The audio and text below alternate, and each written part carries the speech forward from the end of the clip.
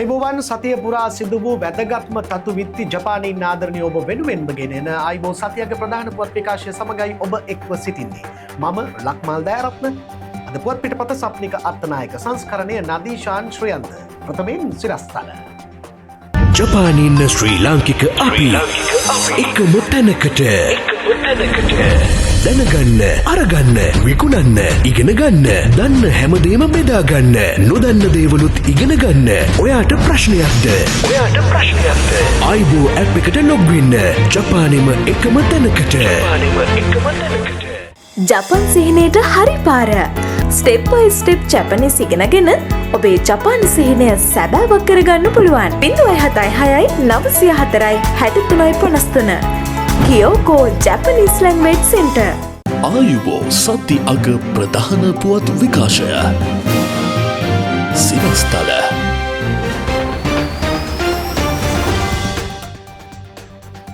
බද්ධ අඩු කරනවාද මුදල් දෙනවාද? ජපාන පාර්ලිමේන්තුව උණුසුම් වෙයි. ජපානය ගිනිගනි සැමට අනතුරු ඇඟවීමක්. කමියා නැවතත් විදේශකයන්ට ඇඟිල්ල දිගු කරයි. තකයිශීගෙන් උත්තර. ජපානයට පළමු නොබෙල් ත්‍යාගය ගෙන දුන් සුසුමු තොනෙගවා මහතා මෙලොව හැරයයි. රෝගයා බලන්න ගියා කිව් හෙදිය ඝාතන චෝදනාව මත අත්අඩංගුවද. ඔබට අවශ්‍ය සියලුම ජපන් ඉංග්‍රීසි සහ සිංහල භාෂා පරිවර්තන සේවා දැන් ස්කයිමාර්ක් සොලියුෂන් වෙතින් ජපන් ඉංග්‍රීසි සිංහල භාෂා පරිවර්තන ශේෂ්ත්‍රයේ ප්‍රවීණ දිවුරුම් දුන් භාෂා පරිවර්තකයන් ලවා සිදු කරවා ගන්න. පහසු වේගවත් සහ සුවදශීලී සේවාවක් ලබා ගැනීමට පහත දුරකථන අංකවලට අදම කතා කරන්න. ඔබේ ආදරණීයන්ට ජපානයේ සිට ලැප්ටොප් එකක් යවන්න ජපානයේ තියෙන හොඳම තැන JB Creation.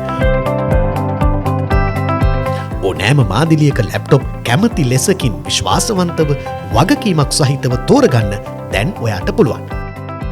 ඒ විතරක් නෙවෙයි මක් ප්‍රින්ටිං, ඇක්සසරීස්, ඔබට අවශ්‍ය CCTV පහසුකම් දැන් JB Creation වෙතින් ලබා ගන්න පුළුවන්.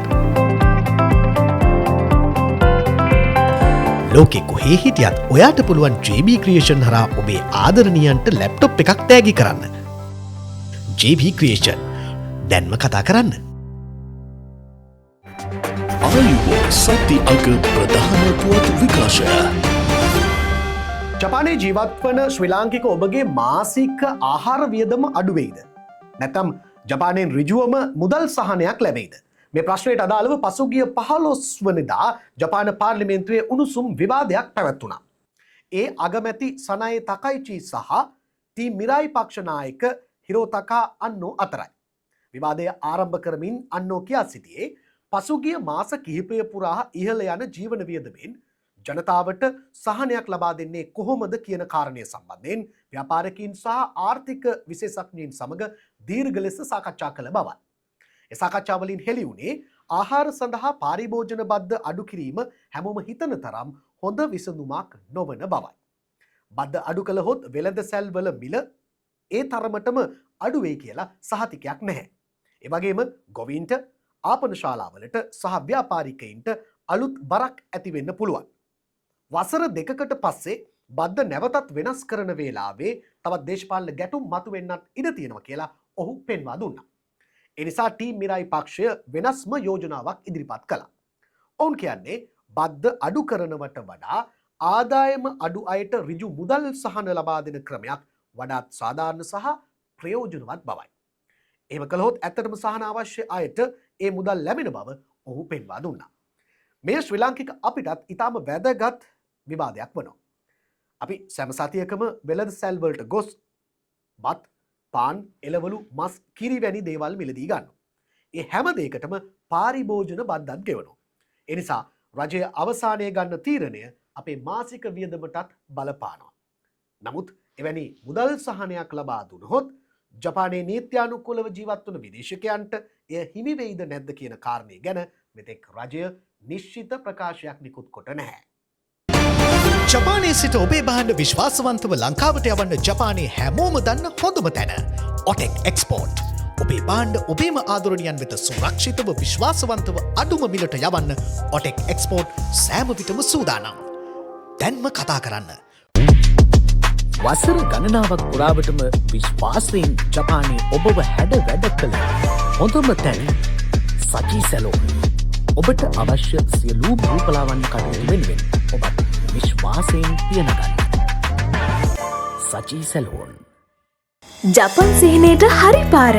ස්ටෙප් බයි ස්ටෙප් ජැපනීස් ඉගෙනගෙන ඔබේ ජපාන් සිහිනය සැබෑවක් කරගන්න පුළුවන්. 0.6යි 904යි 63.53.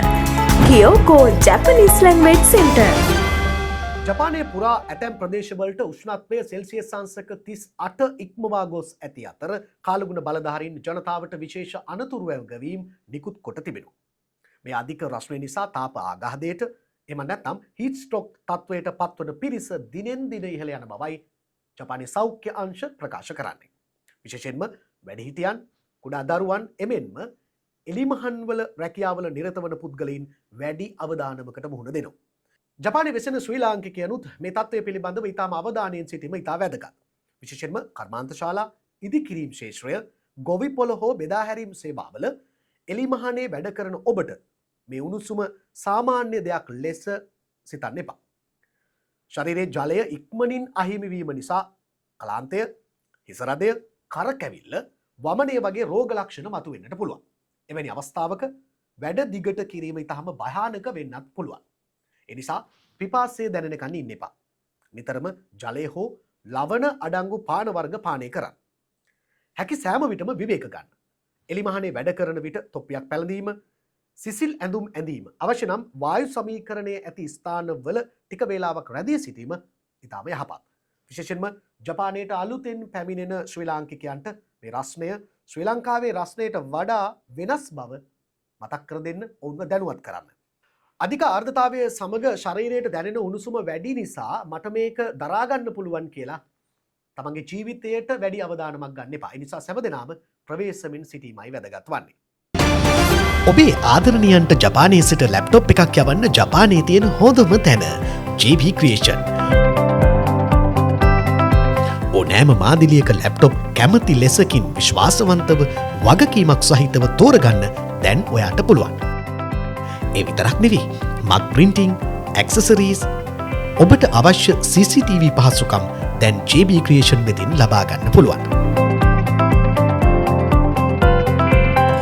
ලෝකෙ කොහේ හිටියත් ඔයාට පුළුවන් JB Creation හරහා ඔබේ ආදරණියන්ට ලැප්ටොප් එකක් තෑගි කරන්න.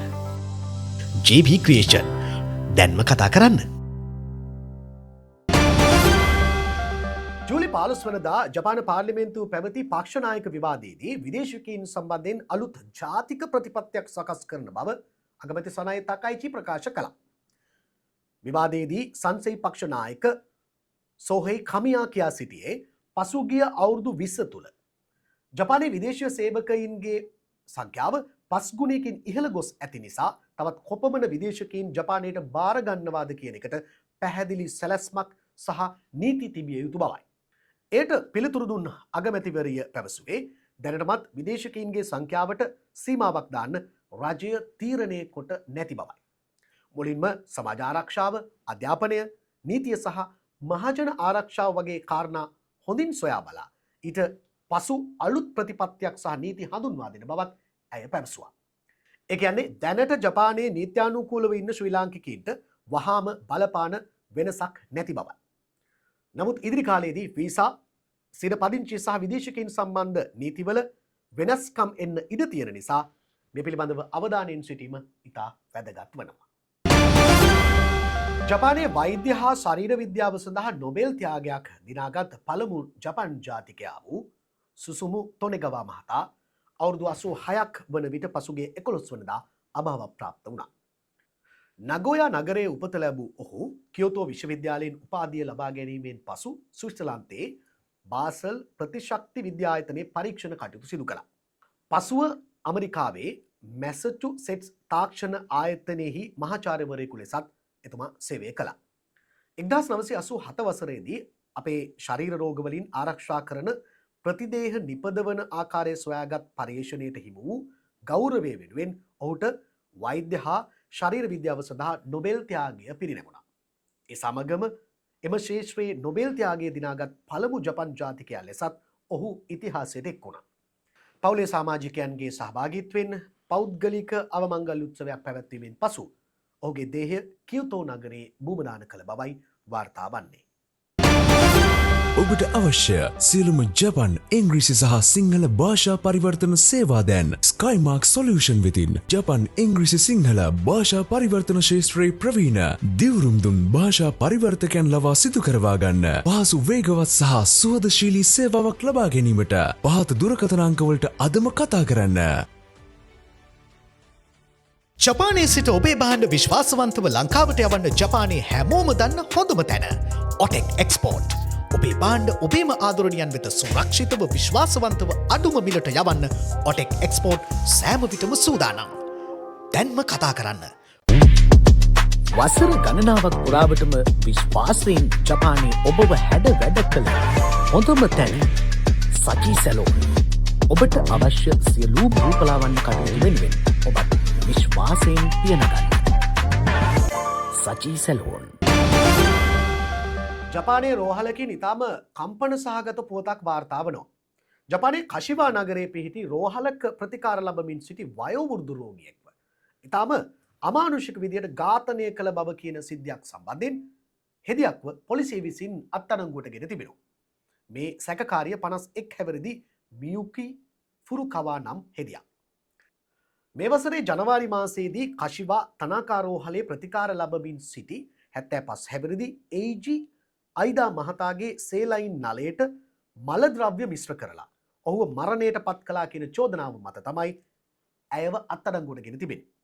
මේ සම්බන්ධයෙන් අදාළ රෝහල මාධ්‍ය හමුවක් පවත්වමින් මෙම සිදුවීම ගැන තමන්ගේ දැඩි කනගාටුව ප්‍රකාශ කරලා තියෙනවා. වගේම මහජනතාවගෙන් ඔවුන් සමාවද ඉල්ලා සිටියා. සිද්ධිය වූ දින රාත්‍රියේ සේවයේ හිටපු පිරිමි සහායක හෙද නිලධාරියෙක් දැක තිබෙනවා මෙම සැකකාරිය කීප වතාවක්ම අදාළ රෝගියාගේ කාමරයට හොර රහසේම ගිහින් එන බව. මේ ගැන විමසු විට ඇය කියා තිබෙන්නේ එම රෝගියාගේ තත්ත්වය ගැන කනස්සල්ලෙන් කාමරයට ගියා කියලා. ඒත් රෝහල පවසන්නේ ඇය ඒ රෝගියා බාරව හිටපු හෙදිය නොවන බවයි. තවත් වැදගත් කාරණයක් නම් රෝගියාගේ තත්ත්වය හදිසියේම බරපතල වුණාට පස්සේ ඉවත් කරපු පාට වෙනස් වෙලා තිබුණු සේලයින් නලයේ තිබුණු වෛද්‍ය අපද්‍රව්‍ය බඳුනත් කාගේ හෝ අවසරයක් නොමැතිව මෙම සැකකාරිය වෙනත් තැනකට රැගෙන ගොස් බවයි. මෙම සිද්ධියෙන් පසුව ඇය ස්වේච්ඡාවෙන්ම රෝහලෙන් ඉවත් වී තිබෙනවා. ඉදිරියේදී මෙවැනි බිහිසුණු සිදුවීම වළක්වා ගැනීමට සහ කාර්ය මණ්ඩලයේ වෘත්තීය ආචාර ධර්ම සහ සදාචාරය තවදුරටත් ශක්තිමත් කරන්න පියවර ගන්නා බවට මේ රෝහල දැනුම් දීමක්ද කර තිබෙනවා. එම පුවත සමගින් ආයිබෝ සතියගේ ප්‍රධාන පුවත් විකාශය නිමාවට පත් වෙනවා. ආයිබෝ TV සමාජ මාධ්‍ය ගිණුම් හා එකතු වන්න ඔබේ අදහස් එකතු කරන්න. නව ප්‍රවෘත්ති තිබෙනවා නම් ඔබ ප්‍රදේශයේ සිදුවන විශේෂ වැඩසටහන් තිබෙනවා නම් ආයිබෝ ප්‍රවෘත්ති සහ ආයිබෝ TV වෙත ඔබට දැනුම් දෙන්නට පුළුවන්. ඒ අතරම ආයිබෝ ඇප් එක දැන්ම ඔබේ මොබයිල් එකට ඩවුන්ලෝඩ් කරගන්න. ජපානයේ තුල සිදුවන වැදගත්ම ඉවෙන්ට්ස් තොරතුරු ඔබේ ව්‍යාපාරය පිළිබඳව සියලුම දැන්වීම් ප්‍රචාරය කර ගැනීමටත් දැන් ආයිබෝ TV ඔබ වෙනුවෙන් අවස්ථාව ලබා දී තිබෙනවා. ඉතින් ආයිබෝ TV සෑම විටම ජපානයේ ඉන්න ශ්‍රී ලාංකික ඔබ වෙනුවෙන් නිවැරදිම නිර්මාණශීලීම තොරතුරු ගෙන එන්නට වැඩසටහන් ගෙන එන්නට අපි කැප වෙනවා. රැඳී සිටින්න අප සමග.